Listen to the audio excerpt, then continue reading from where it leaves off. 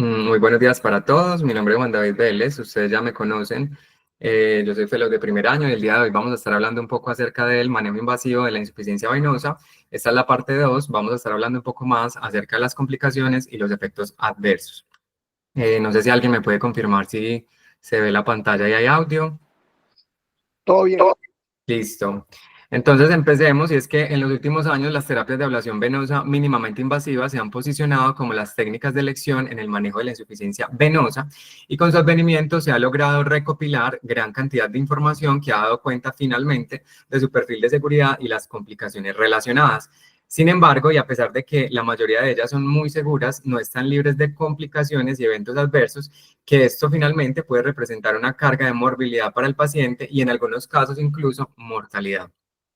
Es por eso que digamos que el objetivo de esta charla es que conozcamos un poquito más de estas complicaciones de efectos adversos para incluirlas en nuestra práctica clínica. Entonces, vamos a hablar un poco de la evolución del concepto para entender de dónde vienen como las indicaciones de estas técnicas. Y acá les traigo el estudio de Edimburgo, que es un estudio de cohortes basado en población, en donde se incluyen pacientes entre los 18 y los 64 años, y precisamente lo que ellos buscaban era mirar cuál era la progresión o el comportamiento natural de la enfermedad venosa crónica en el tiempo.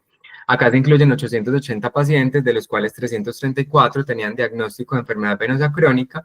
Esos se dividen pues como en tres subgrupos, que son los que tienen las venas varicosas únicamente, los que tienen venas varicosas de insuficiencia venosa dada por reflujo, más de 0.5 segundos como lo tenían ellos, y únicamente insuficiencia venosa. Y lo que se demuestra es que todos estos pacientes en un seguimiento de aproximadamente 13 años tienen un empeoramiento en el tiempo, porque miren que finalmente hay un empeoramiento de las venas varicosas, y en los pacientes que no tienen insuficiencia como tal, pues les aparece hasta en el 32% de los casos, y hasta en el 44% de los casos cuando iniciaron con insuficiencia venosa pues en el principio del estudio, lo que finalmente nos da una tasa de progresión de más o menos el 58% para los 15 años de seguimiento de esta cohorte de Edimburgo.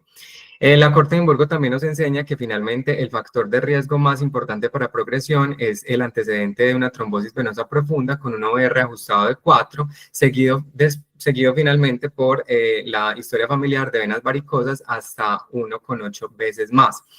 Y para presentar insuficiencia venosa como tal, entonces se asocia con una edad de más de 55 años, con un OR de 2,32 y con exceso de peso, es decir, con un índice de masa corporal más de 25, con un OR de 1,29, y otras cosas que se creían, como por ejemplo estar sentado más del 50% del tiempo en el trabajo, o estar parado más del 50% del tiempo en el trabajo, o levantar pesas, o tener pobre hábito intestinal, finalmente se demostró que no tenían nada que ver con la progresión de la enfermedad venosa crónica.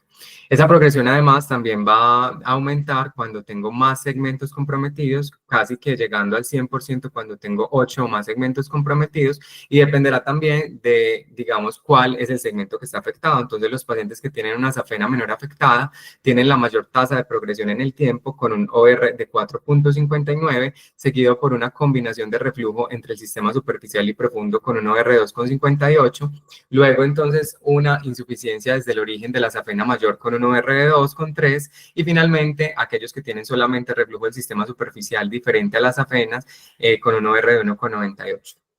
Aquí viene el estudio Reactive, que realmente es un estudio prospectivo que incluyó, o que realizó más bien, 3 RCT y un estudio observacional. Aquí buscaban establecer era la costo efectividad de tratar esas venas varicosas muy tempranas usando el método quirúrgico más escleroterapia, y se incluyen 783 pacientes mayores de 18 años con diagnóstico de venas varicosas, los cuales se dividen en 4 grupos diferentes de acuerdo a las características de las varices que tenían, y se evalúan diferentes intervenciones en cada uno de ellos.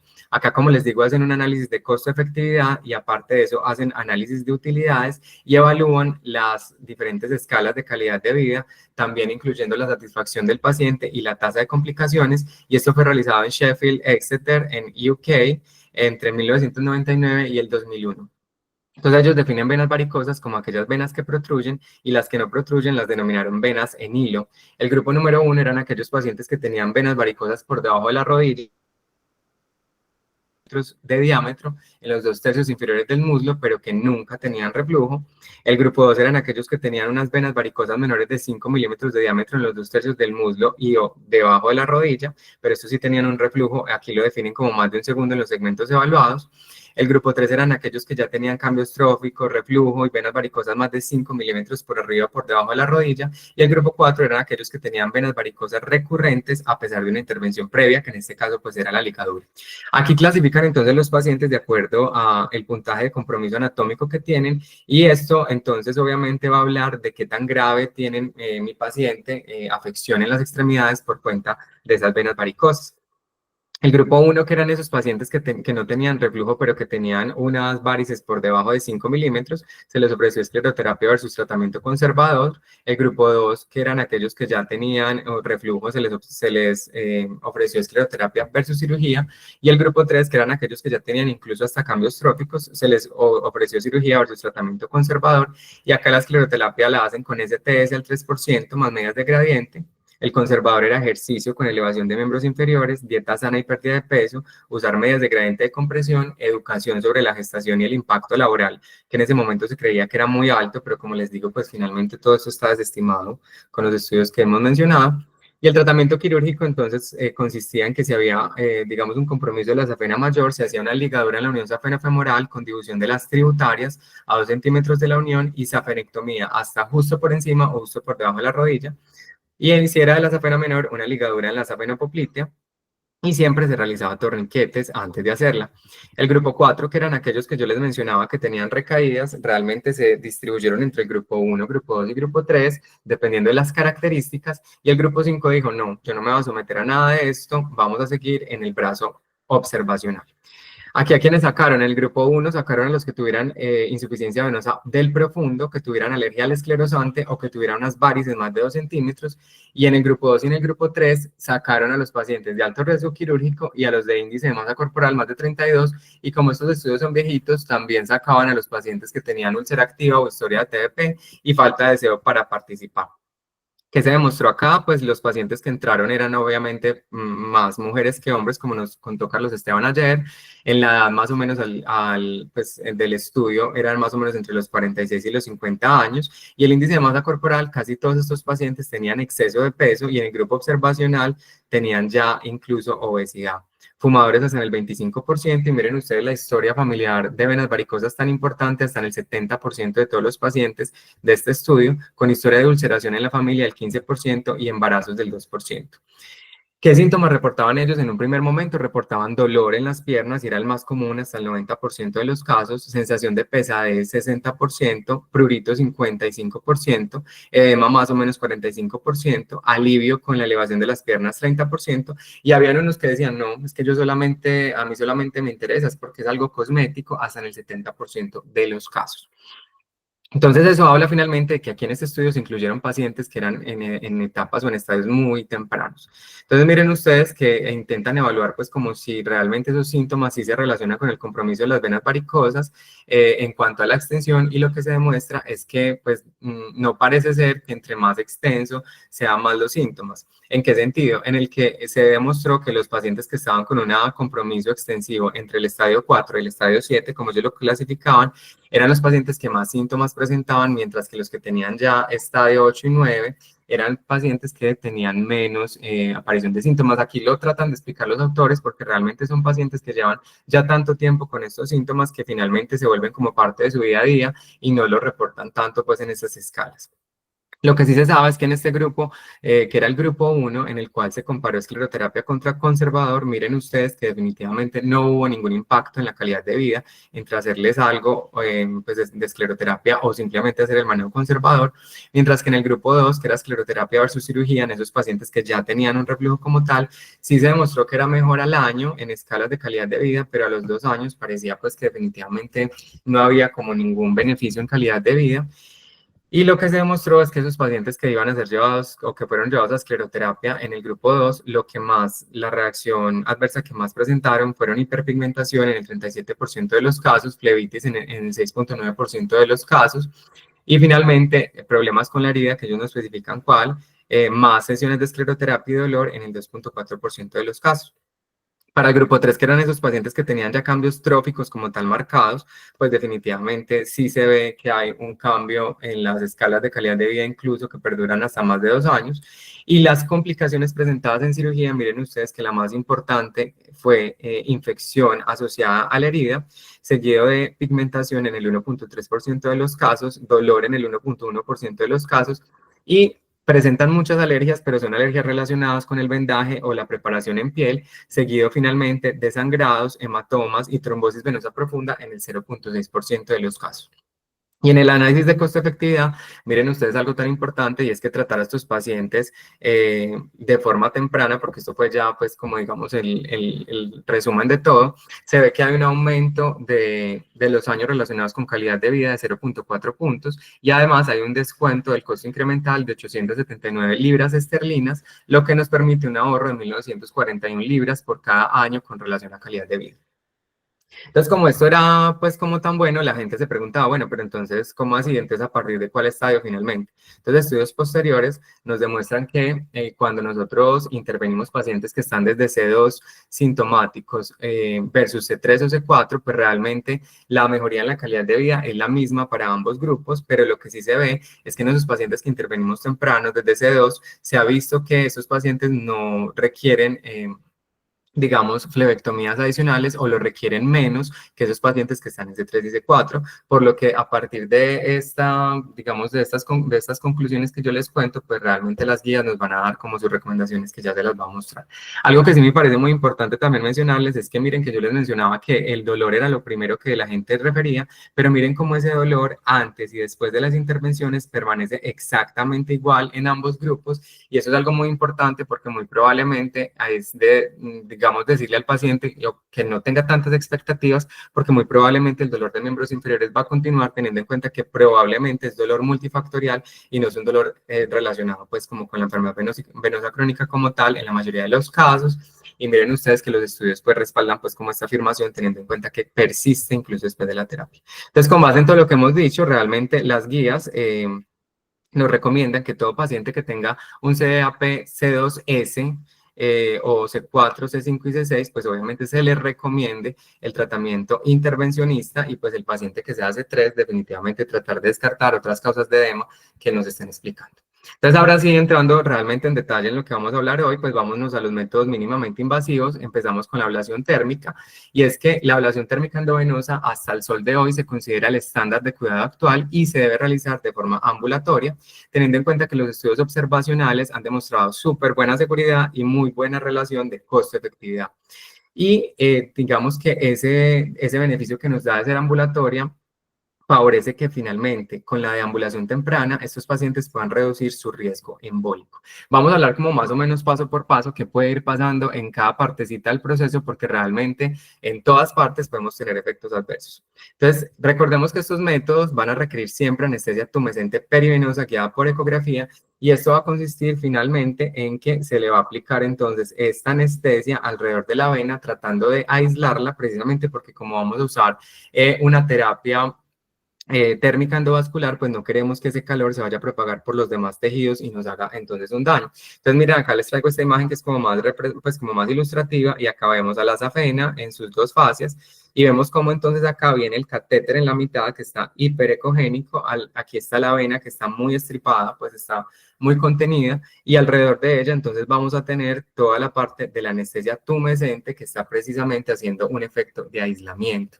Entonces, esta anestesia generalmente hay una solución estándar que se compone de 445 cc de cristaloides más 50 cc de lidocaína al 1% con adrenalina 1 en 10.000 y 5 cc de bicarbonato de sodio al 8.4%, aunque realmente esto ha variado estudio en estudio. Si ustedes revisan, definitivamente hay protocolos para cada uno de los estudios. Algunos usan bicarbonato, otros no, otros le ponen una lidocaína en porcentaje, otros no. Pero lo que más o menos sí se tiene es que se usan por sesión entre 300 y 400 cc y que digamos, la anestesia se puede aplicar a través de dos métodos que son los que más se han reportado en la literatura, que es a través de una bomba dispensadora, que la que más se habla es la Nuvac Dispenser DP20, que es pues como una cánula, pues un catéter que lo que va haciendo es que va esparciendo, va repartiendo toda esta anestesia, generalmente a una tasa de 10 cc por centímetro de safena. O se pueden usar también inyecciones secuenciales entre 8 y 10 centímetros, también por centímetro de safena, pues como si no se tiene pues como este dispositivo en bomba.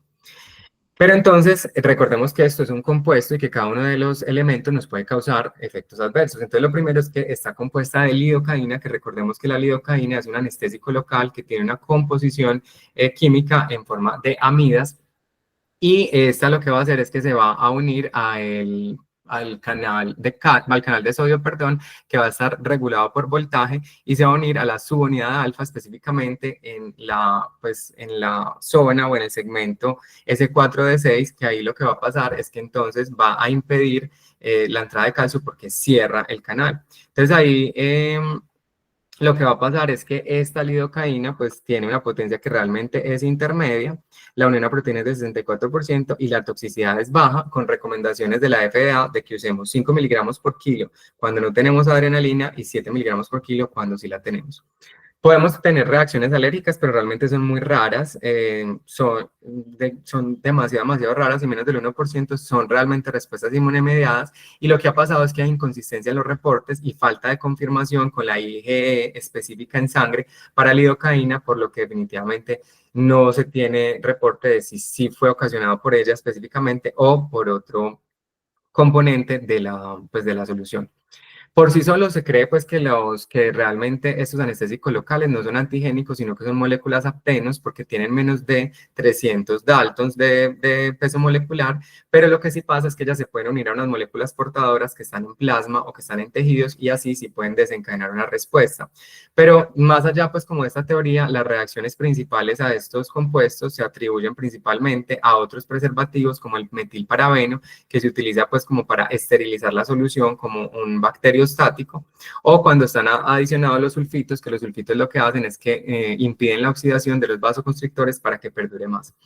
Pero precisamente por eso es que es muy importante que en caso de que mi paciente haga alguna alergia, principalmente pues obviamente de tipo urticaria, es decir, con abones eritematosos, e incluso en algunas ocasiones podrían presentar anafilaxia, aunque todavía es mucho más raro, pues realmente consulten al alergólogo, y si tenemos una reacción como tal, pues hay algunas, digamos, unas alternativas en la literatura como prilocaína, diclonina y alcohol bencilo, que realmente ellas tienen otro anillo en la estructura y parece ser que no tienen una reacción cruzada. Pero lo que sí es más común es la toxicidad medicamentosa, y tenemos dos tipos de toxicidades, que es la LAST, que es la Local Anesthetic Systemic Toxicity. Esta es entonces, como su nombre lo dice, sistémica, y aquí el 60% de los pacientes inicia con síntomas del sistema nervioso central que van progresando, digamos, en su gravedad, y luego ya llegan al colapso cardiovascular. Inicialmente presentan parestesia lingual, sabor metálico, mareo, habla arrastrada, diplopia, tinnitus, y luego ya tienen manifestaciones pues como motoras, con contracciones musculares, convulsiones, y en casos muy graves el coma. Esta toxicidad, pues también, como todo puede pasar en medicina, puede progresar hasta convulsiones sin otros síntomas previos, pero es muy raro que tengan un colapso cardiovascular como síntoma inicial. Ese compromiso cardiovascular se da por bradicardia, prolongación del PR, QRS amplio con bloqueo AB, latidos ectópicos multifocales, arritmias de reentradas, taquicardias, y en algunos casos han descrito también fibrilación ventricular. Si tenemos unos síntomas que son leves, neurológicos, pues aquí realmente el manejo es de soporte, hay que esperar a que se le pase el efecto, pues no vamos a aplicarle obviamente más de estos anestésicos, pero si el cuadro progresa o no mejora, se debe considerar la emulsión lipídica al 20% de forma intravenosa, inicialmente con un bolo de 1,5 mililitros por kilo en un minuto, y luego con una infusión continua de 0,25 mililitros kilo minuto. Si sigue el colapso, repito el bolo de aumento de la infusión a 0,5 y lo debo mantener hasta por 10 minutos, luego de alcanzar la estabilidad hemodinámica con una dosis máxima de 10 mililitros por kilo en 30 minutos. Aquí entonces también se ha presentado toxicidad local, pero esto realmente solamente se presenta en estudios con ratones y a concentraciones muy altas. Realmente en humanos no se ha evidenciado clínicamente, teniendo en cuenta pues, que no usamos concentraciones tan altas. Y también se presenta otro concepto de la resistencia a los anestésicos, y es que algunos pacientes experimentan hipoestesia en lugar de anestesia, entonces sienten un poquito el procedimiento, pero eso se da principalmente en pacientes que tienen inflamación o que están muy edematizados y que no penetra pues como también, digamos, la solución. Pero sí ha habido algunos reportes de caso, e incluso hasta el 3% reportado por Trescott en el 2003, de que verdaderamente sí hay una resistencia a los anestésicos, y eso se da, digamos, por mutaciones o polimorfismos que afectan entonces la configuración de este receptor que les digo de sodio. mediado por voltaje, y esto se presenta principalmente en el Ehlers-Danlos y se ha visto en los pelirrojos que tienen un polimorfismo del gen MC1R. Y aquí en estos casos, pues deberíamos utilizar otros anestésicos, como por ejemplo la bupivacaína, que nos podría servir. En esta misma solución, pues tenemos la adrenalina. La adrenalina lo que hace es que prolonga el efecto anestésico, va a disminuir la tasa de absorción del anestésico local, por lo tanto yo puedo usar dosis más altas. Recordemos que la FDA dice que hasta 7 miligramos por kilo. Aquí induce vasoconstricción, por lo tanto no vamos a tener tantas pérdidas sanguíneas y no debo exceder la dosis de 0,07 miligramos por kilo, que realmente nosotros no la pasamos en lo que usamos pues, de anestesia tumescente para disminuir los efectos sistémicos.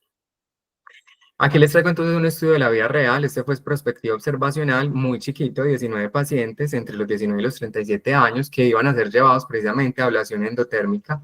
Y aquí se excluye embarazo, lactancia, cirrosis y alguno de los medicamentos, y pues el paciente que estuviera consumiendo algún medicamento que inhibiera la P450 porque interactúa con lidocaína. Hacen dos grupos, uno que tenga 15 miligramos por kilo de lidocaína y otro 35 miligramos por kilo de lidocaína. Y miren ustedes que son dosis mucho más altas de lo que nos recomienda la FDA. Aquí buscaban evaluar cuál era la seguridad del uso de lidocaína en la anestesia tumescente, y esto fue en un consultorio particular de flebología entre el 2015 y el 2016. Y miren ustedes que realmente el comportamiento de 15 miligramos por kilo fue súper bueno, súper estable en el tiempo, mientras que a 35 miligramos por kilo, miren ustedes como a los 40 minutos empieza a subir los niveles séricos, y miren ya que a los 180 minutos se baja con un pico máximo a los 60 minutos. Y evidentemente, como vimos en la gráfica, a los 15 miligramos por kilo no pasó nada, no ocurrió ningún síntoma, mientras que los 35 por kilo sí se vio que 45% tuvieron síntomas. Los desarrollaron a los 40 minutos, como ustedes ven acá, y se desaparecen a los 180 minutos, y lo que más presentaron fue mareo, aturdimiento, entumecimiento perioral, pero miren que nadie, absolutamente nadie, presentó síntomas cardiovasculares, incluso con dosis de 35 miligramos por kilo. De todos modos, ellos les hicieron unos electrocardiogramas, sí hubo unos cambios en el QRS, en el QT y en el PR, pero miren que no fueron clínicamente significativos y no se relacionaron pues como con nada. Entonces ahora viene a ver, ¿le pongo bicarbonato? ¿No le pongo bicarbonato? Y la cosa es que les traigo este estudio del 2018, que fue un estudio aleatorizado de un solo ciego, en donde incluye 97 pacientes mayores de 18 años con incompetencia venosa superficial que fueran sometidos a estos métodos de ablación endotérmica. Aquí excluyen a los de reflujo nosafeno, enfermedad bilateral, los que no pudieran, pues, no pudieran ser llevados por la anatomía a la ablación endotérmica, los que tuvieran enfermedad arterial de miembros inferiores con IT menor de 0,8, y evalúan entonces la solución estándar versus la solución amortiguada, es decir, la que tiene el buffer, y evalúan entonces la mejoría sintomática, que es específicamente el dolor perioperatorio, utilizando las soluciones tamponadas, y eso también fue un consultorio particular entre el 2012 y 2014. La estándar usaron 900 cc de solución salina con 100 de lidocaína, con uno en 200.000 de adrenalina, y la amortiguada fue lo mismo, pero le aplicaron 10 mililitros de bicarbonato de sodio al 8,4%. Aquí se incluyeron más pacientes en láser que en radiofrecuencia, pero lo que se vio es que el volumen de tumescencia fue exactamente lo mismo entre ambas mezclas, y que los datos de emisión de energía fueron exactamente iguales en el láser, con una completez del procedimiento del 100% para ambas soluciones. Pero miren ustedes que cuando usaron la tamponada o la amortiguada, miren ustedes que los puntajes en escala análoga visual, miren cómo bajan incluso desde el primer día y se mantienen así hasta el día 7, siendo una P estadísticamente significativa y teniendo menos dolor esos pacientes que tienen soluciones tamponadas. Y no solamente en esos puntajes, sino también miren en este otro puntaje de la SF36, el Bodily Pain, miren que son puntajes más altos, es decir, tienen menos dolor esos pacientes con soluciones tamponadas, que generalmente pues el efecto, como les digo, es muy visible en la primera semana y después de ahí pues ya se empiezan como a igualar. Eso fue con una P estadísticamente significativa, y lo que les tengo que decir es que la alcalinización va a apresurar el inicio del bloqueo anestésico, o sea, entre más alcalino va a ser más rápido el efecto. ¿Por qué? Porque lo que pasa es que cambia el equilibrio de la molécula hacia la mitad soluble lipídica. Entonces, como lo cambia hacia la mitad soluble lipídica, va a mejorar esa difusión a través de la bicapa y va a ser más rápido. Las soluciones disponibles, además, que tenemos, que son solamente lidocaína con adrenalina, son ligeramente ácidas y eso va a generar dolor con la inyección. Y otra teoría que hay es que como el bicarbonato entonces entra a reaccionar, parece ser que ese dióxido de carbono que se produce va a hacer que se mejore el efecto anestésico local, porque genera pues como más vasoconstricción. Pero pues eso es una teoría que hay y en general las soluciones van a traer 10.000 equivalentes por litro de bicarbonato, pero ojo con ponerle bicarbonato a soluciones con bupivacaína porque se precipita en forma de sal. Después de la anestesia, entonces viene la inserción pues del catéter y es muy importante también tener en cuenta que para todas las técnicas de EBTA, la canulación se debe hacer siempre guiada por ecografía, bien sea en el plano longitudinal o transverso, con una cánula de 4 French o 7 French, y su inserción se va a facilitar en Trendelenburg y con un pequeño volumen de lidocaína previo a. Va a ser mucho más difícil con obstáculos intraluminales como cambios postrombóticos y válvulas engrosadas, pero ahí se deberían hacer maniobras de paso que son adicionales o también se puede practicar un acceso multinivel en esos escenarios. Para esas técnicas de ablación térmica endovascular se realiza el acceso en la parte más distal del segmento incompetente, pero máximo hasta la mitad de la rodilla, porque entonces ahí podemos estar ante una lesión del nervio sural.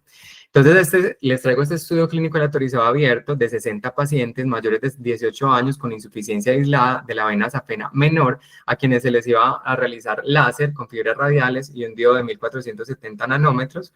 Y a ellos entonces les evalúan la canulación desde el maléolo lateral versus la canulación desde la mitad de la pantorrilla. Y acá lo que buscan es evaluar el efecto del sitio de punción en el láser para mirar la tasa de lesión del nervio celular postoperatorio. Esto fue en Turquía entre el 2009 y el 2010.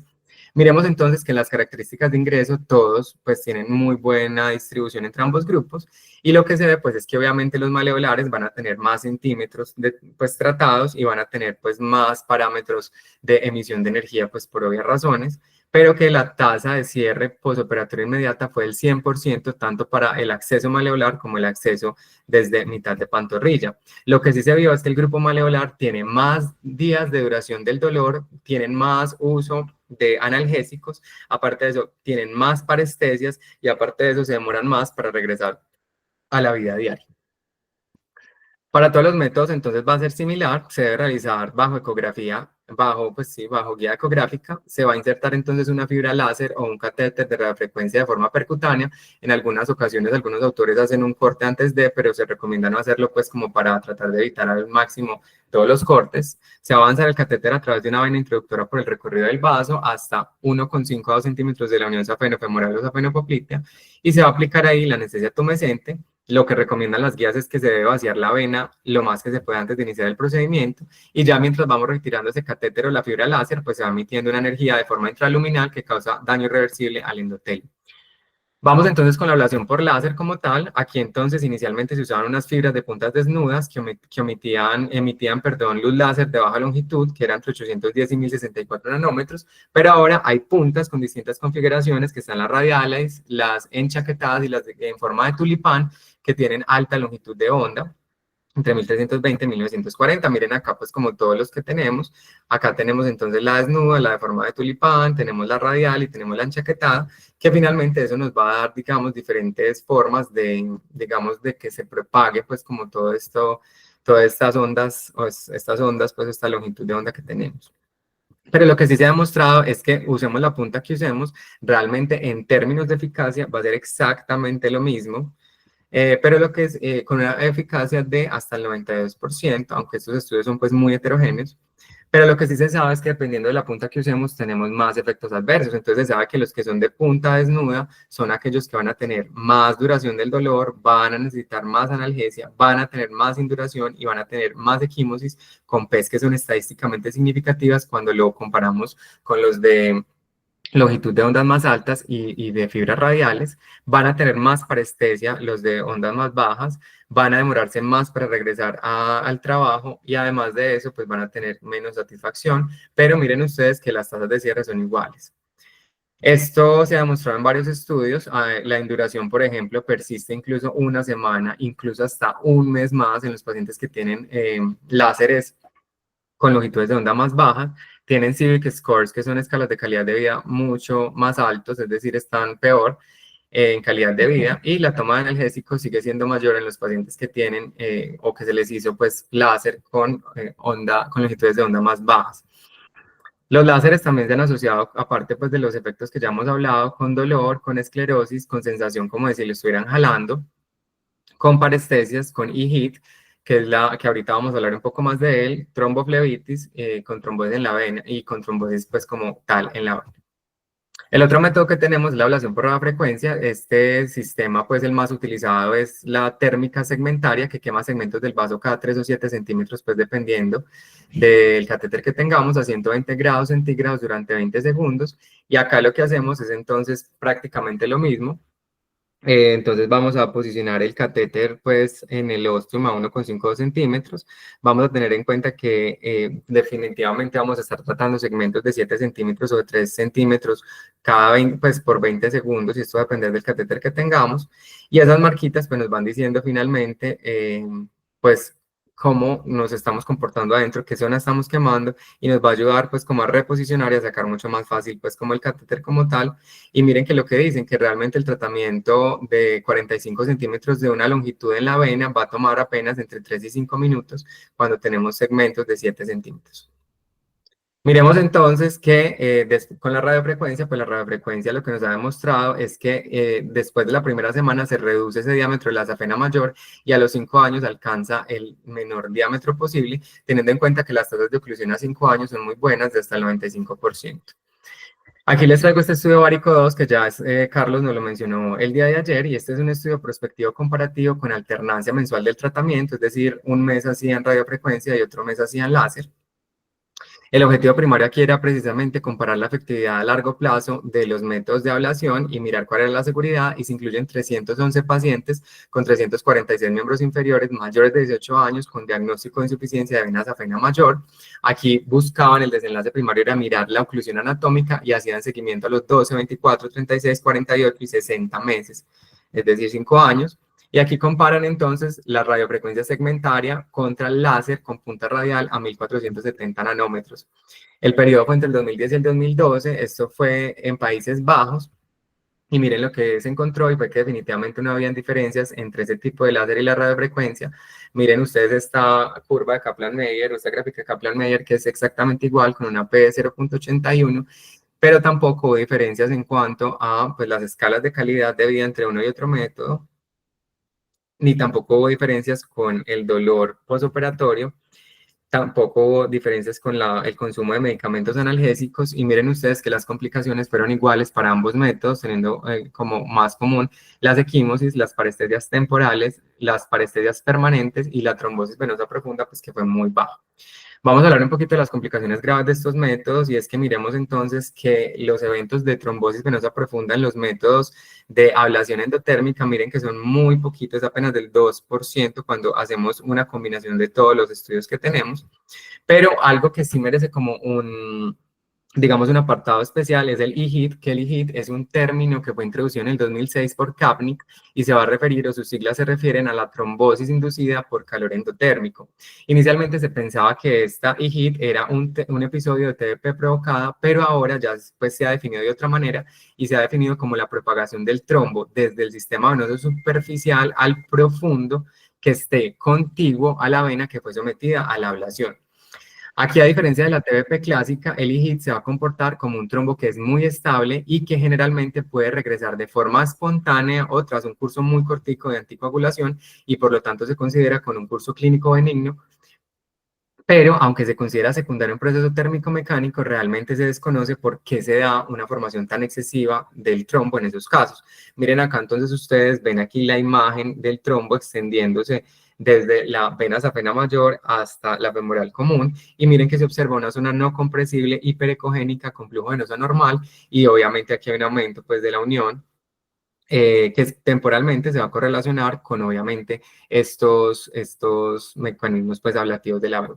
La prevalencia es baja, del 0 al 3%, la mayoría van a ser asintomáticos y generalmente se detectan en un Doppler control entre las 24 horas y los 14 días postoperatorios, pero aquí, digamos que en términos generales se considera que ese trombo generalmente aparece a las 72 horas más o menos del procedimiento, y se ha presentado bajo riesgo de embolización. La mayoría de estudios no muestran que haya hecho tromboembolia pulmonar, aunque hay algunos reportes de casos, que son 4, que sí lo han presentado. Miren acá se ve como un poquito mejor, y miren aquí el trombo hiperecogénico extendiéndose desde la safena hasta la femoral, como mírenlo aquí se ve pues con la imagen y las características que mencionamos. Entonces luego de los métodos térmicos, miren ustedes que la tasa de TBP es del 17%, perdón, es del 0,7% y el 1% para láser, o sea, es una tasa demasiado baja. La trombosis de la pantorrilla es del 0,5% y el 0,3% para láser, muy baja. Y miren ustedes que el e-hit es del 0,16% y el 0,9%. Y la tromboembolia apenas del 0,04%. Y eso que esa tromboembolia no se relacionó con e-hit, sino que se relacionó con una trombosis venosa profunda. Pero ¿cuáles son los factores de riesgo para desarrollar trombosis venosa profunda? Entonces, los que más se han relacionado es hacerle al paciente una radiofrecuencia de safena mayor y aparte de esa, en la misma intervención, hacerle una intervención abierta de safena menor. Los otros factores de riesgo que se han encontrado para IGIT, realmente pues se había visto que la obesidad, se había visto que la distancia de la unión safena-femoral, se había visto que el diámetro de la safena mayor, pero realmente el único que se ha demostrado como tal y que tuvo pues como significancia estadística en la regresión multivariable fue la distancia que hay entre la unión safena-femoral y la vena epigástrica y se había intentado pues como usar como un predictor para IGIT, pero realmente pues como su sensibilidad y especificidad no es tan buena. Con base en esto que estamos diciendo, el IGIT se ha clasificado, pues tenemos unas clasificaciones para safena mayor de Lawrence y para safena menor de Hartlander-Locke.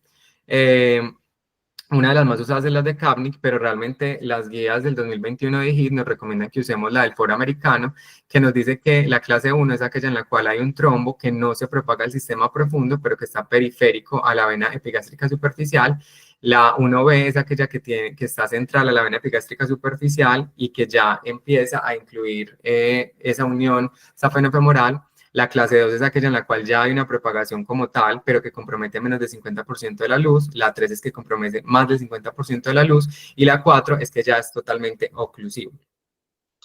Y esa se puede usar tanto para safena mayor como para safena menor. Ahora, con el diagnóstico del IGIT, ellos recomiendan que entonces hagamos un Doppler en la primera semana después del procedimiento, pues como para mirar a ver si se formó o no, aunque esto pues es bastante debatido porque teniendo en cuenta que tenemos pues como alta prevalencia de estos trombos y que la mayoría son asintomáticos, pues realmente no se sabe si costo-beneficio pues si es una buena, digamos, una buena recomendación, pero eso no está estudiado todavía. Y ellos dicen que hasta que no esté estudiado, ellos van a recomendar pues eso de una semana del control y esto se puede realizar en supino, se puede realizar de pie, pero teniendo en cuenta pues que hay más falsos positivos en el paciente supino.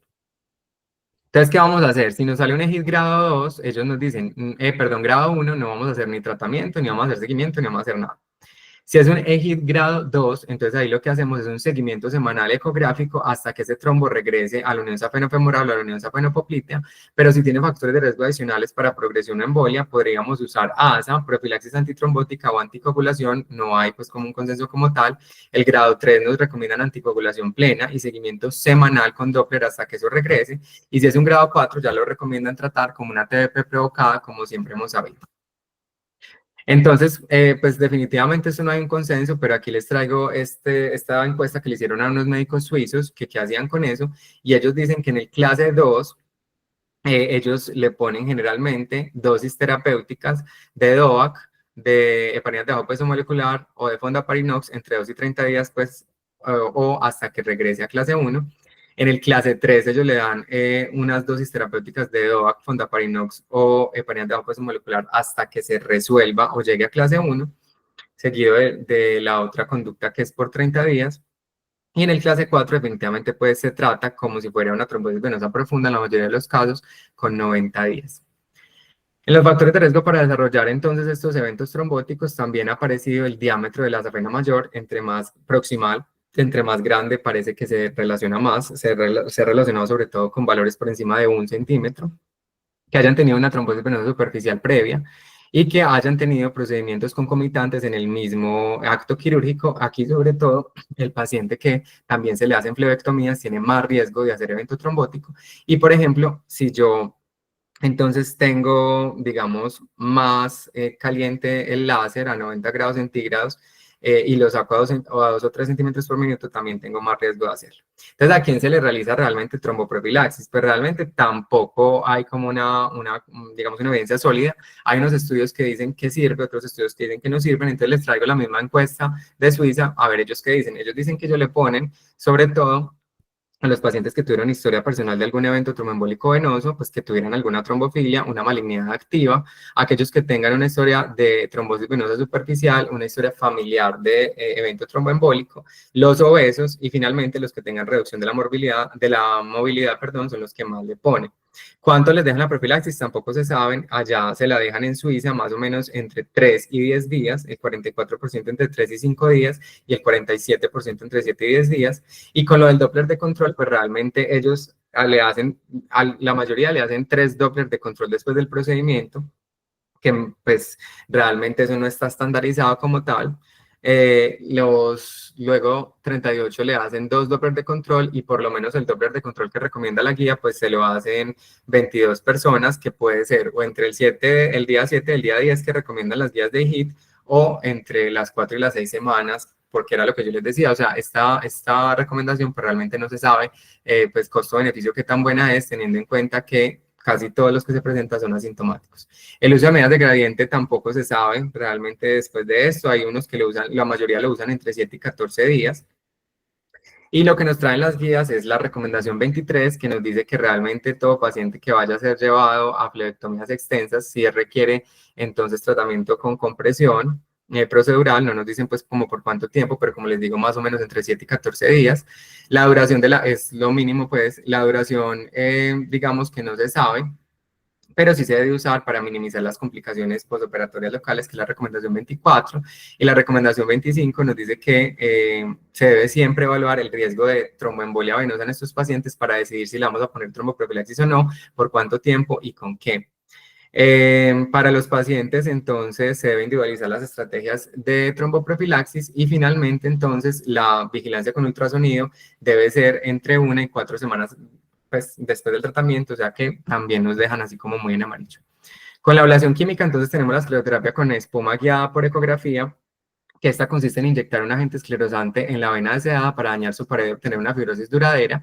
Aquí los agentes más utilizados son polidocanol y STS. Realmente hay muy pocos estudios que los comparen entre ellos dos y realmente la vida media de la espuma de cada uno es lo mismo, entonces se recomienda usar es como el que más experiencia tenga o el que tenga disponible. Y lo bueno de este método es que puede ser usado tanto en venas troncales, obviamente con un rendimiento muy bajo, pero es el método de elección en tributarias y perforantes, teniendo en cuenta que tiene buenas tasas, puede ser repetido, es fácil, asequible y más barato. Y para mejorar la efectividad y la seguridad, siempre se recomienda hacer la guiada por ecografía. Se puede usar tanto en forma líquida como en espuma, pero hay que tener en cuenta que la espuma es más efectiva, 2 veces más efectiva y requiere hasta 4 veces menos esclerosante. Y al parecer lo que pasa acá es que la espuma desplaza, digamos, el volumen de sangre del vaso con, pues, mejor que la líquida y aparte se difunde con mayor facilidad, por lo que alcanza más contacto con la pared de la vena y eso hace que sea un poquito más efectiva. Y miren acá los estudios que demuestran que con espuma tenemos tasas de efectividad en troncos, pues en venas troncales, muy superiores a las de líquida, incluye 84 contra 40, 67 contra 17, 69 contra 27, pero que eso pues ya se va reduciendo cuando ya tengo venas reticulares y telangiectasias, que ya miren que si ya son muy parecidas, 60-60, y en otros estudios 80-60, pero sí se ahorran el número de inyecciones por sesión, en donde con espuma tenemos muchas menos sesiones. ¿Cuáles son los pasos? Se hace la asepsia de la piel, se accede con una aguja entre 22 y 25, conectada a una espuma premezclada, o a 2 jeringas unidas por una llave de 3 vías. Aquí siempre se debe chequear el ingreso al vaso con retorno de sangre por visualización ecográfica. Se debe poner al paciente en Trendelenburg, mejor pues como para poderlo hacer bien y que digamos que los gases se desplacen hacia la parte más superior. Aquí se va a mezclar el aire con el agente esclerosante durante 20 movimientos. Se considera que con 20 movimientos se da pues una mezcla suficientemente homogénea y se recomienda usar el método de Tesari, que es una relación entre 1 y 3 de esclerosante con aire, o 1 y 4. Ahí se inyecta y se debe corroborar el recorrido con el IVS, con el ecógrafo. Y acá se puede mezclar con aire ambiente, que con aire ambiente va a producir espuma de mayor vida media, pero la mezcla entre CO2 y O2 va a producir más oclusión y menos pigmentación con hemosiderina. Y se van a preferir los gases fisiológicos, sobre todo CO2 y CO2 oxígeno, debido a su mayor difusión en la sangre. Si el paciente en sesiones anteriores ya me dijo que tuvo algún efecto neurológico con la espuma, siempre se van a preferir las jeringas más pequeñas, entre 2 y 5 milímetros, y generalmente que sean, pues, algunos autores dicen que las de vidrio, que porque entre más tengamos, pues, como este contacto con el plástico, realmente no me va a hacer tan buena, pues, tan buenas burbujas, no me va a hacer micro burbujas, y que si yo uso jeringas más grandes, pues me va a hacer burbujas mucho más heterogéneas. Aquí entonces lo importante es que las guías nos recomiendan que usemos 16 mililitros por sesión de cualquier producto, bien sea STS o bien sea polidocanol, o también podemos usar 2 miligramos por kilo al día de polidocanol, pues precisamente para evitar como todas estas complicaciones. Lastimosamente, pues como nos decía Carlos Esteban ayer, pues el uso en troncales realmente pues es muy malo, pues es muy pobre, porque miren el periodo libre de recanalización, que incluso va a llegar apenas un 20% de pacientes sin recanalizar a los 5 años, y el periodo libre de reflujo, pues miren ustedes que llega hasta casi que el 50%. Y la probabilidad de no ser reintervenido, miren ustedes que la peor es con espuma en troncales. Bueno, miren entonces que la guía nos dice que los efectos adversos más comunes en esto son el matting, pues que es la aparición de nuevas telangiectasias después del procedimiento, y el segundo es la pigmentación residual, tanto con líquida como con espuma. En espuma la que sigue son alteraciones visuales, migrañas y cefaleas, pero realmente son generalmente transitorios, y es porque alguno de esos gases pues llega al sistema nervioso central. Tenemos entonces también trombosis venosas profundas, que son muy poco comunes. Miren que apenas entre el 0,1% y el 1% de los casos con espuma. Lesión del nervio sensorial es rara, entre el 0,01% y menos del 0,1%. Y en la líquida sí se puede presentar necrosis de la piel por punción generalmente de algún vasito arterial, pero es mínima pues, y es muy raro que tengan una trombosis venosa profunda distal. La ablación mecánico-química es MOCA, que es un método no térmico y no tumescente que utiliza un mecanismo de doble lesión endotelial, combina la erupción mecánica de la íntima más ablación endovenosa con agente esclerosante. Y miren que en los estudios a 3 años, pues realmente sí es mucho más inferior que los métodos de ablación endotérmica. Miren que llega apenas hasta el 80%, comparado con los otros que son 100% de oclusión de esos vasos. Y miren que parece ser que empieza a perder su rendimiento a partir de 7 milímetros de diámetro preoperatorio, tanto para oclusión del tronco safeno como para oclusión de la vena safena mayor proximal. Las complicaciones en el MOCA, más que todo, han sido induración, trombosis venosa superficial, hematomas, hiperpigmentación, TBP, y en el MOCA no se han reportado casos de lesión nerviosa, porque recordemos que esto no tiene nada que ver pues, con calor, ni tampoco cutánea, ni se han reportado infecciones relacionadas. Entonces, en el manejo de las otras complicaciones, pues tenemos las lesiones nerviosas. Aquí lo primero es tener en cuenta que la mayoría son solo la porción sensitiva y no requieren tratamiento. A veces pueden presentarse neuropraxia transitoria postoperatorio, pero es más que todo por el edema del proceso inflamatorio. Y aquí se debe esperar entre 4 y 6 semanas para observar la recuperación. Si ya estamos sospechando una neuropraxia, se debe documentar muy bien con examen físico, con electromiografía, con resonancia, y si no hay recuperación, debo hacer una cirugía exploratoria y de acuerdo a los hallazgos proceder. Pero si ya la lesión es del peroneo, del femoral o del ciático y no hay mejoría después de la terapia física ni con el tiempo, se debe realizar o intentar una reconstrucción de los nervios. En las equimosis se recomienda la aplicación de las compresas frías en las primeras 48 horas de la aparición. Hay algunos productos tópicos que se han utilizado, pues, pero en estudios muy pequeños, como árnica, la vitamina K8, la bromelaína, el gel de carbamida con peróxido de hidrógeno al 15%, pero usualmente ya solitas deben desaparecer entre 10 a 14 días.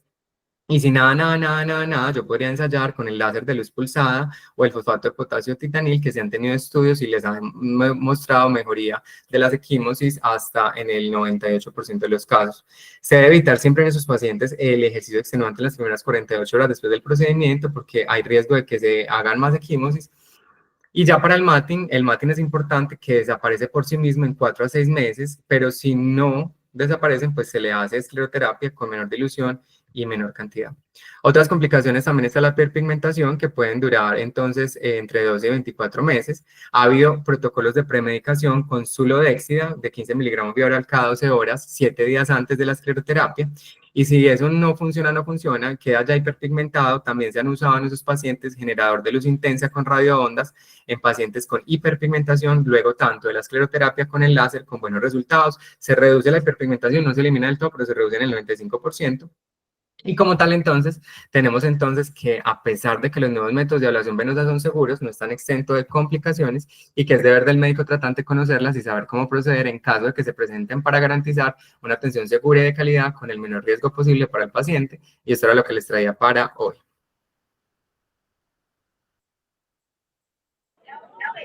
David, muchas gracias por la presentación, ¿me escucho? Hola, profe, sí. Bueno, Mancho, no, a ver, yo qué dijera de todo lo que tú has dicho. En primer lugar, de las reacciones adversas con la lidocaína, pues me pareció supremamente asustador esa que mostraste al final de los pacientes que tienen compromiso cardiovascular. Afortunadamente a mí nunca me ha pasado eso, pues y espero que nunca me pase, ¿cierto? Pero pues sí, sí es como asustador. Lo que a mí sí me pasaba al principio, y incluso a cualquiera le puede pasar, es que yo preparaba la solución para la anestesia tumescente según como recomendaban las guías, independiente del paciente.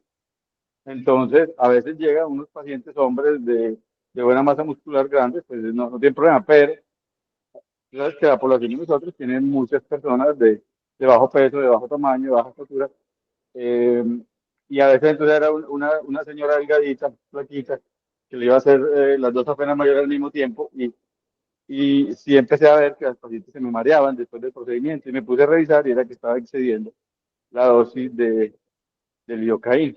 Entonces hay que ser cuidadoso con eso porque no puede uno preparar la misma solución porque se le puede ir la mano con la dosis por kilo de peso de lidocaína. Entonces ya empecé pues como a bajarlo y nunca más me volvió a pasar.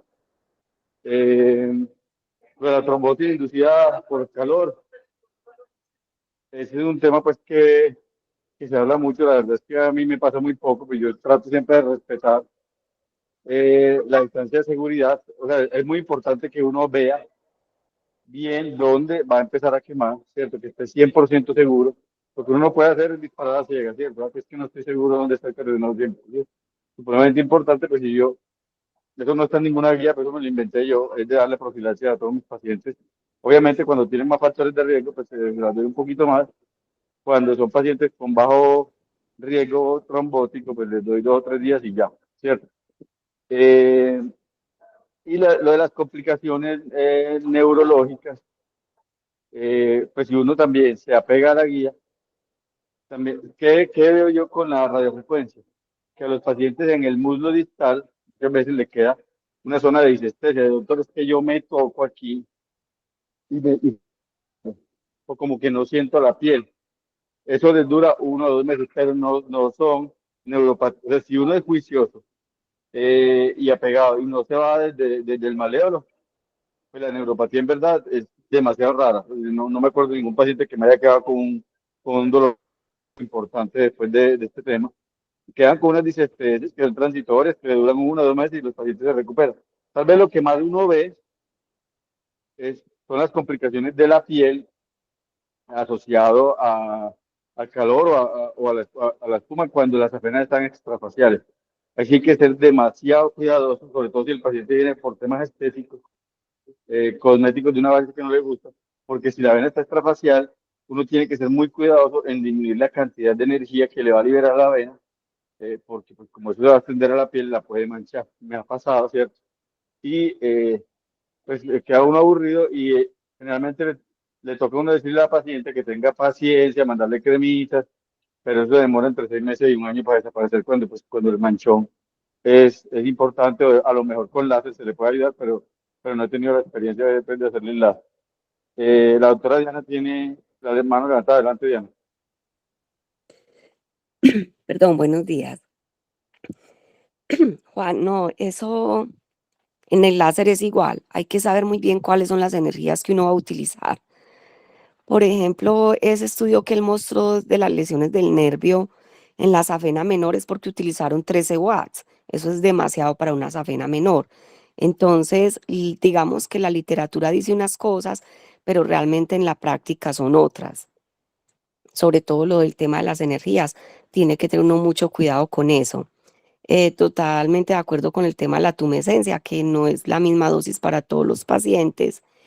Y también lo de las venas suprafaciales, también tienen esa limitación con el láser, aunque el láser tiene unos catéteres de 200 micras con las cuales uno pudiera meterse en esas suprafaciales con mucho cuidado, modulando la energía, pero también se hace una técnica complementaria como la hace pues Juan y todos los que hacen radiofrecuencia con escleroespuma. Y también se puede utilizar el láser para el manejo de todo lo que se viene en la parte de la dermatoflebología o fleboestética, que se puede utilizar el tema de otros tipos de láseres o luz pulsada para mejorar todo lo que son las pigmentaciones por los procedimientos e inclusive las pigmentaciones que tienen los pacientes por la insuficiencia venosa crónica o por las cicatrices de las úlceras. Entonces, este tema de la dermatoflebología se viene acuñando mucho pues desde Brasil y tiene pues como buenas evidencias. Gracias, Diana. Rafa está por ahí.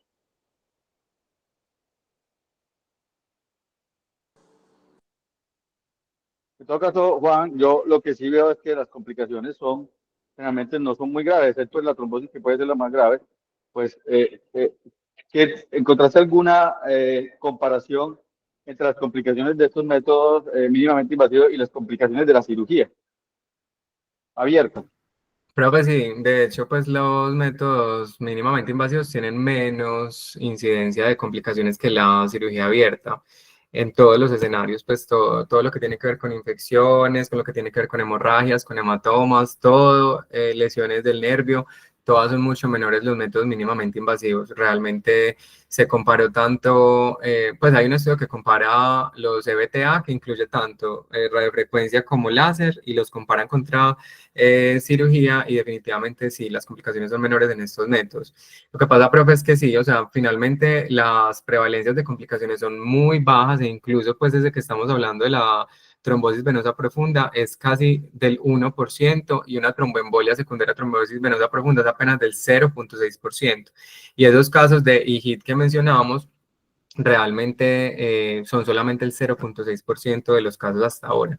Entonces, no, o sea, la conclusión es que realmente todos son métodos muy seguros, que se pueden utilizar, y que siempre y cuando tengamos las precauciones que mencionamos, pues no hay como ningún problema realmente, incluso en pacientes ancianos, porque ahí en esos estudios habían pacientes que incluso tenían más de 65 años, pues como tener en cuenta que hay una seguridad para hacerlos realmente con muy buenos resultados.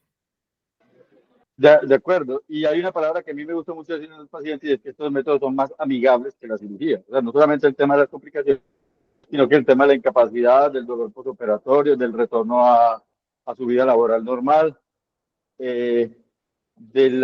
Muchos pacientes le tienen miedo al quirófano y a la anestesia, ¿cierto? Entonces también no solamente es que tienen menos complicaciones, sino que son mucho más amigables en cuanto a la recuperación. Adelante, Rafa. Buenos días. Bueno, a mí me llamó mucho la atención cuando estaban describiendo la técnica, el volumen de tumescencia al que se referían.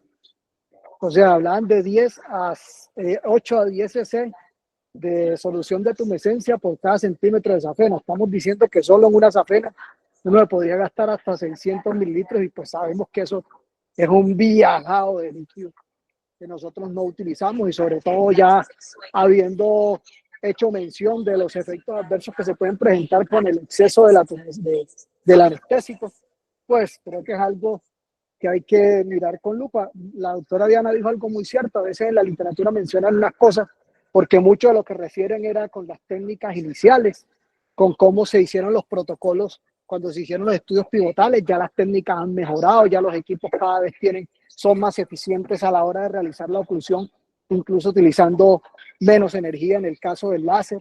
Entonces, esas son cosas para tener en cuenta, que sí es muy bueno campo de la práctica. Y no, ya creo que en eso hemos ya mencionado mucho. Los pacientes que vemos clínicamente normalmente viven en una encrucijada, y mencionó Juan, que la obesidad es un factor de riesgo para el desarrollo de la enfermedad, para su progresión y para su severidad. Lo mismo sucede con los pacientes de avanzada edad. Y ya hemos visto que anteriormente, cuando se hablaba de cirugía convencional, a los pacientes no los operaban con úlcera activa. Entonces miren que esos pacientes que viven en una encrucijada o que han estado de médico en médico porque no le solucionan su problema, van a ser, ustedes se van a enfrentar, y precisamente a los pacientes a los que estas nuevas técnicas le abrieron una puerta muy grande, porque son el perfil de pacientes típicos que consultan por estas molestias: el obeso, el que ya tiene más de 55 años o el que está ulcerado. Y miren que se tiene la posibilidad con estos métodos de resolverle la causa última de su problema de manera rápida, eficaz y segura.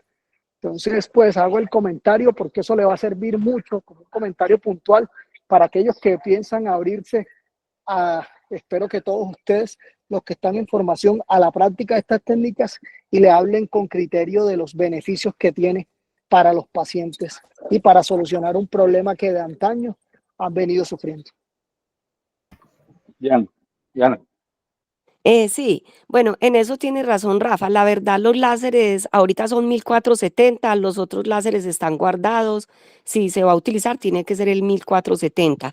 Y la fibra tiene que ser radial. Esas fibras desnudas no son para endoláser porque la posibilidad de ruptura de la pared de la vena es muy alta y la lesión es más alta. Entonces tiene que ser láser 1470 y fibra radial.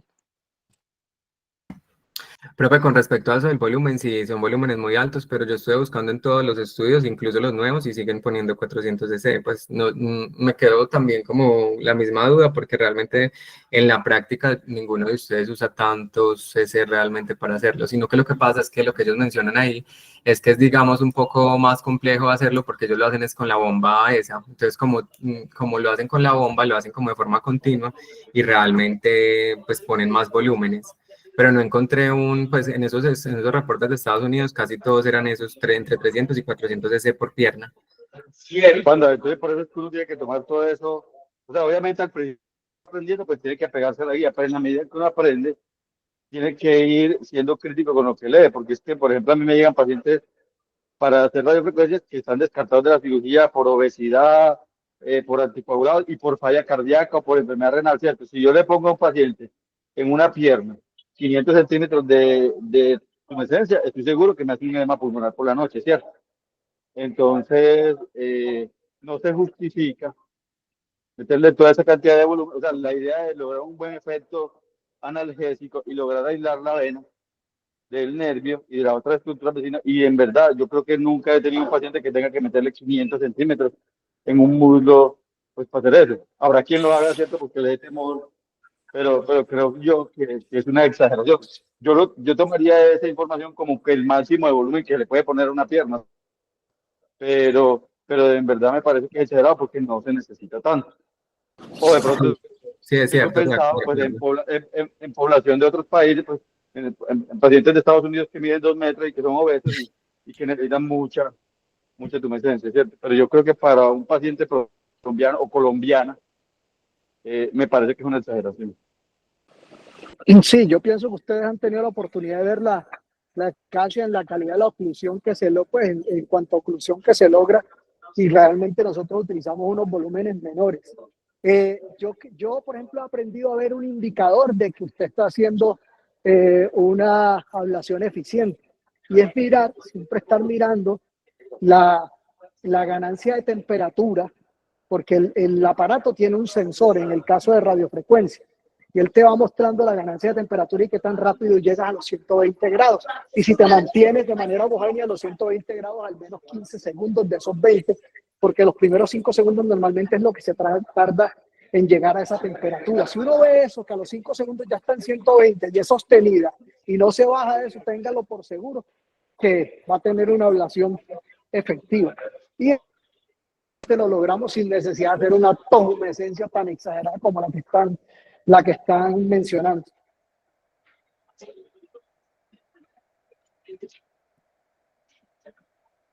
Bueno, muy bien, muchas gracias Juan David por la presentación completa. Gracias para todos por la asistencia y nos vemos ya la próxima semana con unos nuevos temas que ya les mandaremos a cada uno a su correo electrónico para el mes de febrero. Que tengan buen día. Chao, gracias. Chao.